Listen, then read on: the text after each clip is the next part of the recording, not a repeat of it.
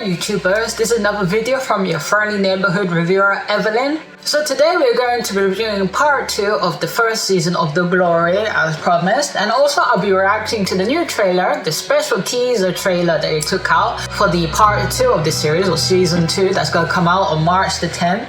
So before we start, I want to say a big thank you to all the new subscribers that recently subscribed. You know how much I appreciate the support, subscribing to the channel, and to any new viewers, I really appreciate it. You can hit the subscribe button, leave a like, share, a comment, and what your feelings and thoughts towards this particular series. Okay, so let's jump back into it. So where I last left off in part 1, we found out that Moon Dong-eun, she has successfully become the teacher of our arch nemesis of Park Hyujin. Understandably, everybody that's seen this series knows the horrific abuse that Moon Dong-eun suffered through high school, and of course her revenge is justified. To see as well the level of corruption. Back half of the first part of the season, we see the other storyline of Jo Yo-jung, the actor of Lee Dong-hyun, in which we find out that he has real issues of what's going on, because as we know that his father was the director of the hospital. He got murdered by a patient that went crazy, a psychotic patient, and we find out that this psychotic patient that's now in prison has been sending Jo Young-jung letters of so-called repentance, but hey, we know that's not true. We know it's all false. So Jo Young-jung, he goes and talks with Moon Dong-eun after X amount of years. They go and catch up because on the pretext, Moon Dong-eun goes and asks Jo Young-jung about Viagra pills as a pretext, but they end up talking. And Jo Young-jung makes his feelings intentional to Moon Dong-eun. Like, he likes her, he wants to date her, but Moon Dong-eun tells him, I don't need a prince to stand by me, I need an executioner, somebody that would join me in this fight, in which that leaves him stunned. So Moon Dong-eun, for a series of events, she ends up entrapping the rest of the bullies from the whole scenario. She ends up revealing to the guy that's colorblind that Park Hyujin's daughter is his, because she went and successfully got DNA from a toothbrush since she's the school teacher, and that causes conflict with the colorblindness in Park Hyujin. And on top of that, she gets followed. So the particular scene that's heartbreaking in my eyes is some people follow her, we don't know for what reasons, and she ends up getting the back end of her car damaged. So she goes to a garage or repair shop to get the back end fixed. But sadly, she gets another post-traumatic stress attack in which she hears the sound of frying, that the guys were there frying some pork, in which that triggers her. She was burned badly all over her body. So she goes for an attack, she ends up slipping on the oil on the floor trying to get her phone, and then she ends up going to Jo Young-jung's place because he went and told her, if you need anything, I'm here, as a text message, and she does. In that scene, I think it's episode 7, we see in that moment, she lets go of her wall and she shows that immense vulnerability. She goes and unrobes herself in front of him and says, this is what they did to me. Initially, Jo Young-jung is telling, when he hears Moon Dong-eun's story a bit, he says, you shouldn't waste your life, don't go to that level, say whatever life is there. And Moon Dong-eun's just laughs, saying the ridiculousness or naivety what he's saying, because she goes and tells him, I bet you had a nice childhood, I can see, for you to say such cliches to me. And then when she proceeds to disrobe, and of course she's not nude, she's in a top and some, her underwear, Jo Young-jung is there seeing the travesty of her body. He gets really angry. We can see, in that moment, he wants to protect her. He goes and tells her, did they all do this to you? And she says, yes. And then she says, you can see why I can't stop my revenge.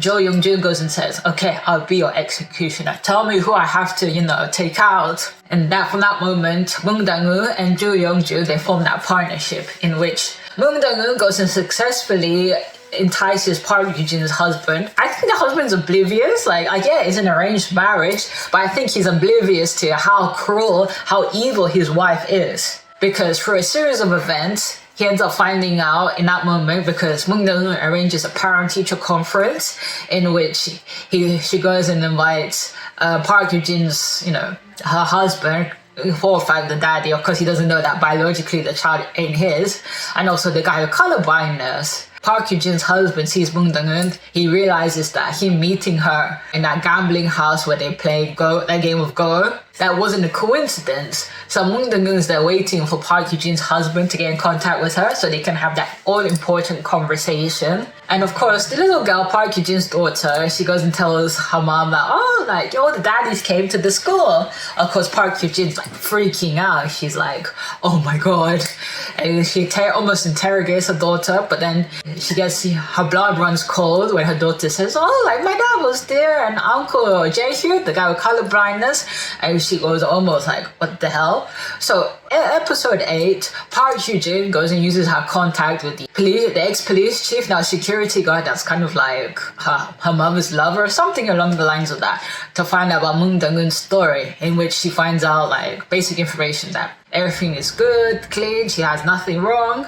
But the part where she finds out is the hotel or the apartment that Moon Dong-eun like half stays in, where she has the pictures everywhere on the walls. She finds out it's opposite where she lives, and that leaves her stunned and cold. So the ultimate point of episode 8 is we see that Moon Dong-eun finally gets the phone call from Park Yoo-jin's husband, but that's before Joo Young-ju goes and intercepts Park Yoo-jin's husband in the go play, like, you know, like central a park where everybody's, let's say, playing chess, go, and they end up meeting that way in that kind of like unhidden thing. Now let me tell you, Joo Young-ju, I think for the second part of the series, or like series 2, we're gonna see more of his story, his pain, and that kind of anger he holds that he wants to kill the person that killed his father, and we see that will come out. However, I do see there's some chemistry between Moon Dong-eun and Park Yoo-jin's husband. It's really that's that kind of wavelength. But then again, I think Joo Young-ju was a bit more suited to Moon Dong-eun because, you know, she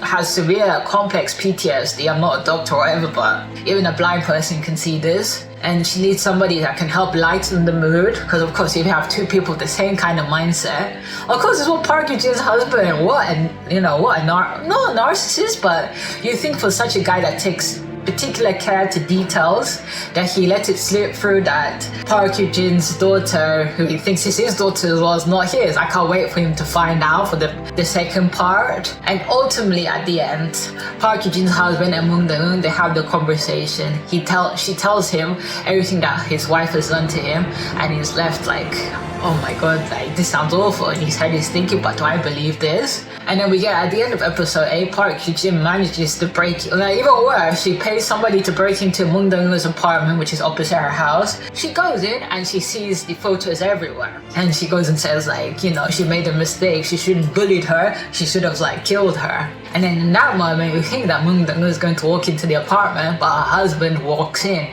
and she's left there shocked, and so is the husband. And that cuts off like episode 8. I'm like skipping through some major details, and throughout the other episodes we found out that the time length of the school bullying was a long time.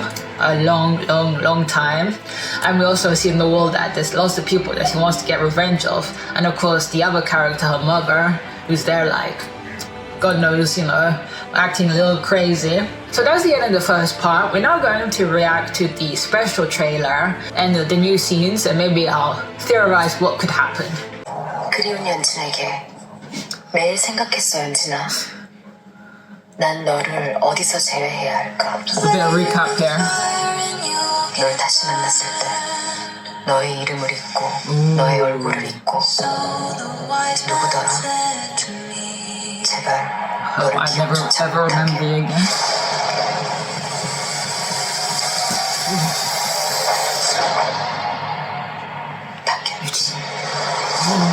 남의 고통에 앞장서던 그 발과 나란히 걸은 모든 날 남의 고래를 I think that's the mom. Crazy. 입 맞춘 모든 비릿하던 그 눈과 다정히 눈 맞춘 모든 눈 조롱하고 망가뜨리던 그 손과 손잡은 모든 손 그리고 그 모든 순간들 기뻐하던 너의 영혼 난 거기까지 가볼 작정이야, 연진아. 신명나게 가르쳐 줄게요. 내가 추는 춤 아직도 보고 싶길 바래, 연진아. 물론 망나니 칼춤이겠지만 말이야.